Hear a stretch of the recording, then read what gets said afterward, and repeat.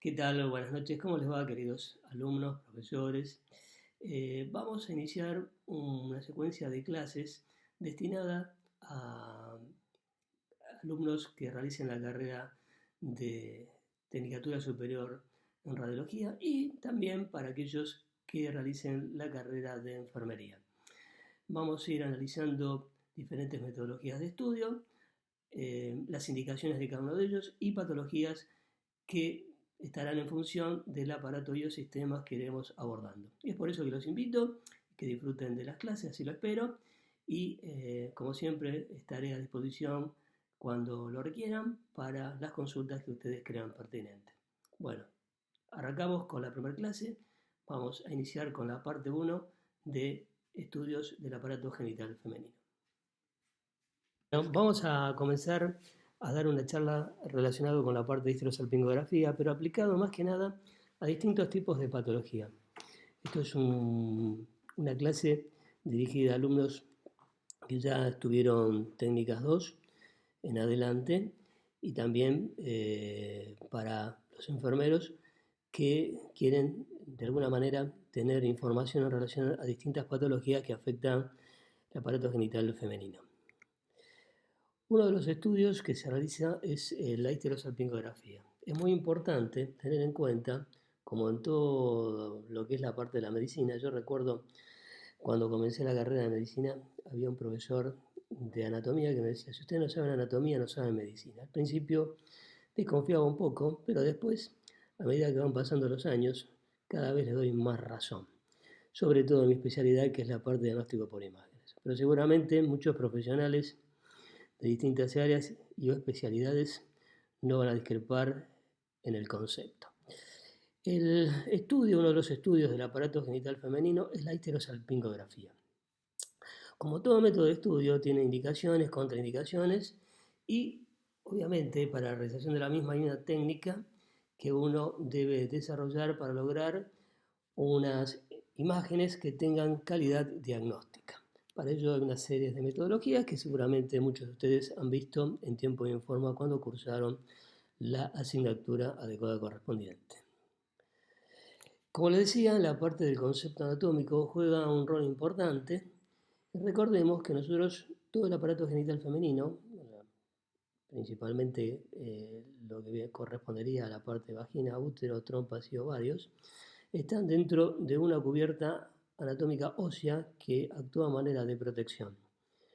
Eso es la coraza ósea que vemos aquí, formado por los huesos pelvianos, coxal, sacro, que actúa de manera de protección.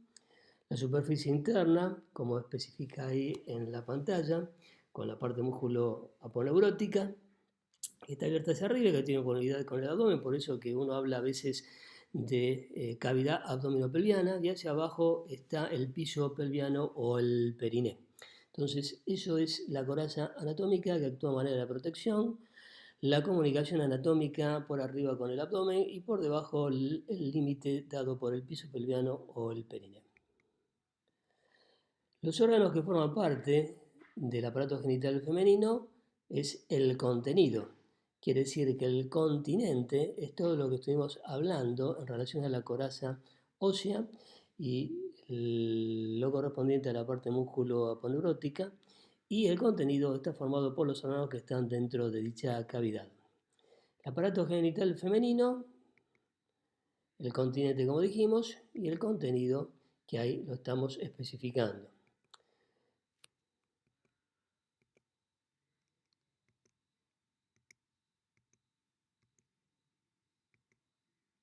El contenido. Repasamos nuevamente y ahora vamos a ver las distintas estructuras que conforman cada uno de ellos.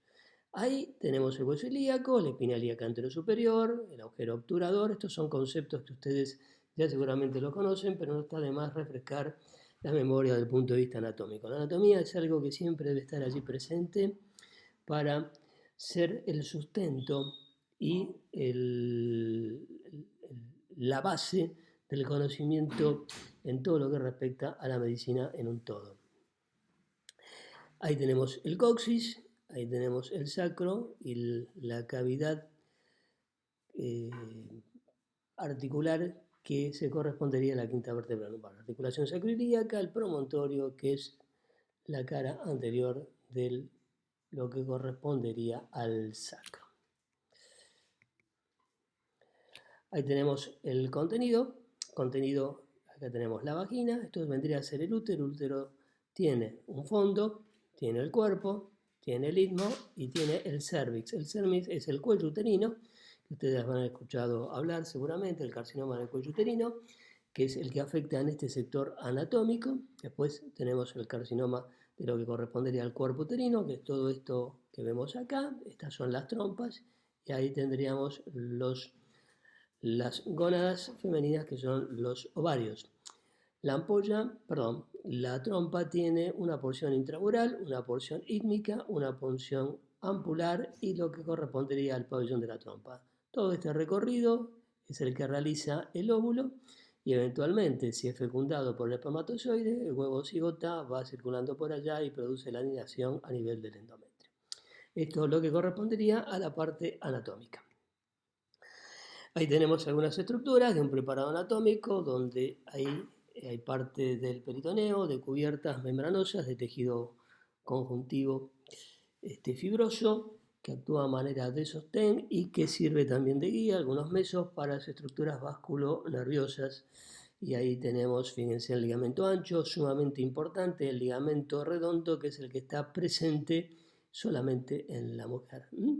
Y ahí se ve perfectamente la trompa, fíjense la gónada, ahí el ovario, esto vendría a ser la vejiga, y ahí ya sabemos dos estructuras anatómicas y la relación anatómica de lo que correspondería al aparato genital femenino, en este caso el útero, por delante con la vejiga y por detrás con el recto. Eso es fundamental para tenerlo en cuenta. Ahí vemos visualizado algunas estructuras de lo que correspondería las vecindades anatómicas de lo que es el aparato genital femenino, la arteria ilíaca primitiva izquierda, ilíaca externa, ilíaca interna. La primitiva se divide en ilíaca interna y ilíaca externa, eso lo habrán visto anatómicamente, y se ve el uréter que pasa por allí a nivel de lo que cursa por allí y después desemboca en la parte posterolateral de la vejiga. Fíjense esto, qué interesante, es un corte sagital y muestra la relación anatómica de lo que correspondería al cuerpo uterino. Este es el cuello uterino, esto es la vagina, ahí tendremos la cavidad vesical, esto es la uretra, por detrás tenemos el recto, y esto vendría a corresponder al ano. Acá hay un fondo que se llama fondo de saco de Douglas. El fondo de saco de Douglas es un repliegue del peritoneo y eso es importante uno cuando analiza desde el punto de vista ecográfico si está ocupado o no está ocupado, si tiene sangre o no tiene sangre en algunos diagnósticos diferenciales. Fíjense ahí cómo se ve el ovario, la trompa y ahí la forma y la ubicación y cómo se presenta habitualmente en anteversoflexión. Anteversoflexión porque el ángulo que forma con la vagina y el eje longitudinal del útero presenta un ángulo que está abierto hacia adelante y ese ángulo se llama en anteversoflexión. Fíjense que el fondo uterino tiene contacto con el techo vesical. Es por eso que cuando hay aumento del tamaño del útero, existe una impronta, esto es una compresión extrínseca del techo vesical.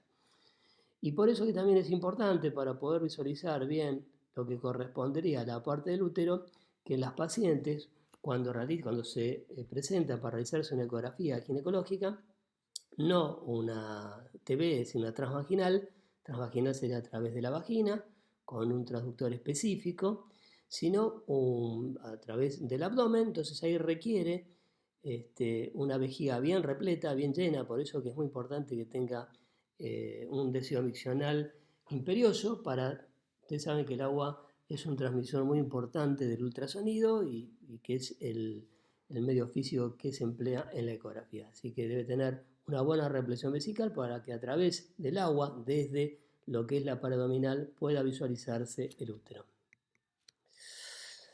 Muy bien, ¿cuáles son los métodos de estudio? Tenemos los básicos y los complementarios.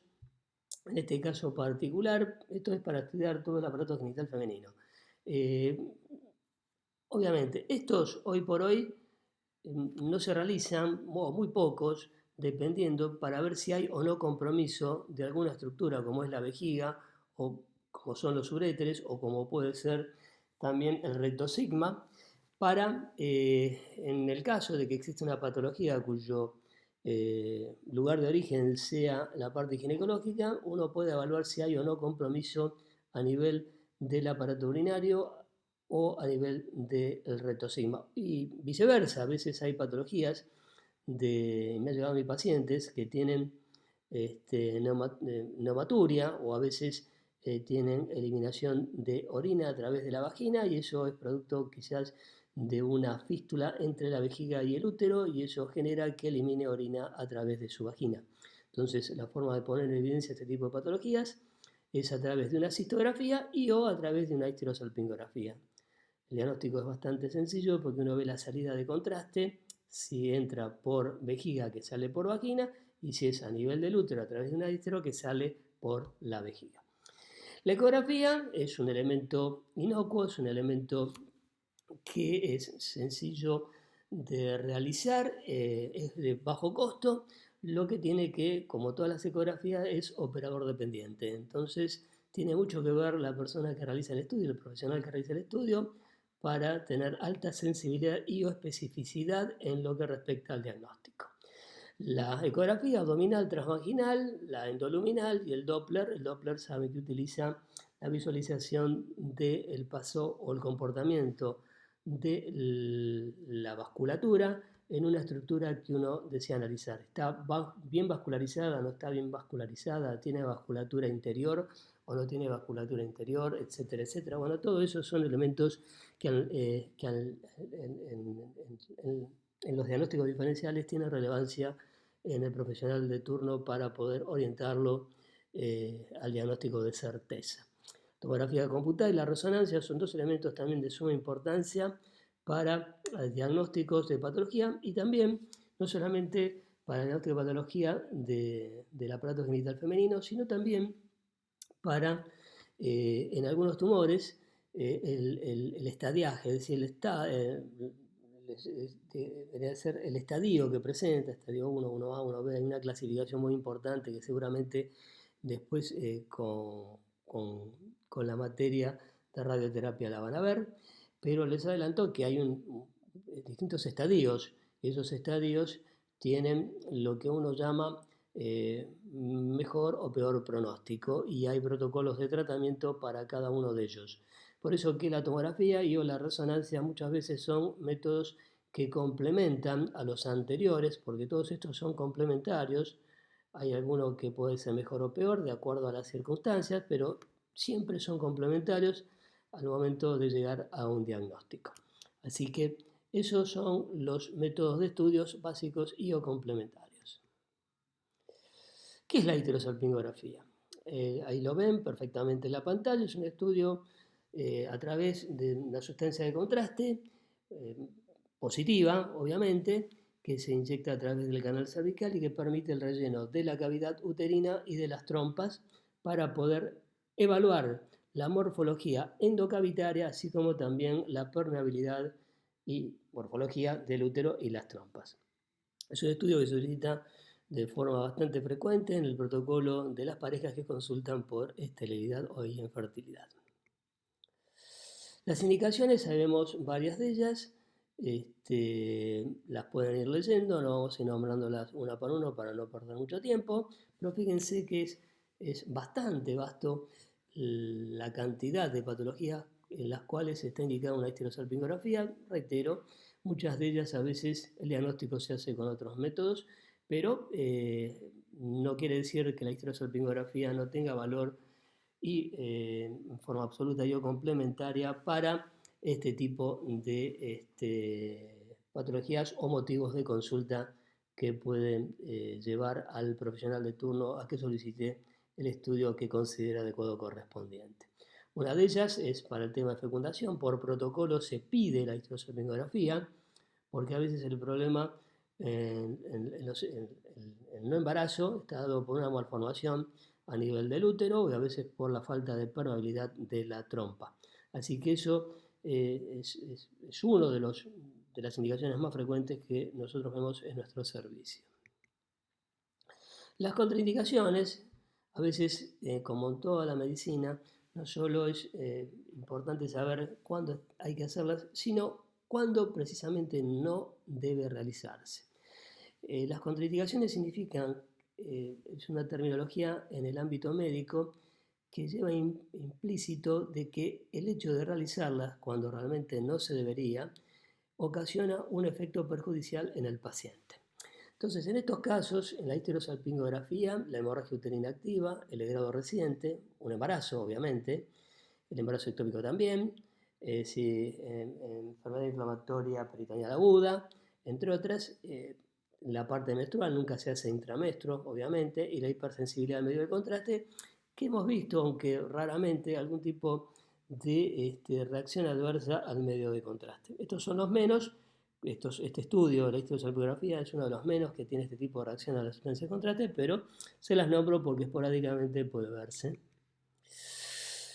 La técnica radiológica yo prefiero que sea en el postmenstruo inmediato. En el postmenstruo inmediato eso es relevante para saber que la paciente, obviamente, primero que no está embarazada. Usted dirá, doctor, ¿y si viene una paciente que es irregular o es una paciente que viene por esterilidad o es una paciente con amenorrea? Bueno, se pide un test de embarazo y tiene que venir con un test de embarazo negativo. Pero el postmenstruo inmediato no solamente es por la posibilidad de que la paciente no esté embarazada, sino también porque la situación del endometrio, ustedes saben que hay una etapa estrogénica y otra progestacional. Entonces, uno debe realizar el estudio en la parte estrogénica, es decir, en los primeros 14 días, preovulatorio. Es, digamos, en donde no puede dar falsas imágenes. Por eso que en el postmetro inmediato es la parte que yo considero que es, y de gran parte de los colegas, para el tiempo principal para realizar este tipo de estudios. La preparación, algunos hacen enema, nosotros no pedimos que haga enema, es muy importante que no tenga relaciones sexuales 48 horas antes, que no tenga flujo, que no tenga hemorragia, y el tema de la ansiedad es muy importante. Muchas veces cuando las pacientes consultan con otras pacientes que se han realizado ese tipo de estudios, dicen, uy, es terrible, este estudio te va a doler, entonces la paciente cuando llega con una ansiedad muy importante. Ahí el rol del profesional a cargo de realizar el estudio, de hablar con la paciente, como en todos los estudios hay que explicarle cómo se realiza el mismo, en qué consiste, qué va a sentir. El paciente se le debe indicar, cuando uno, si le dice, mire, esto le va a traer un estado nauseoso, una sensación de, no digo que sea este el caso, pero puede darse o no.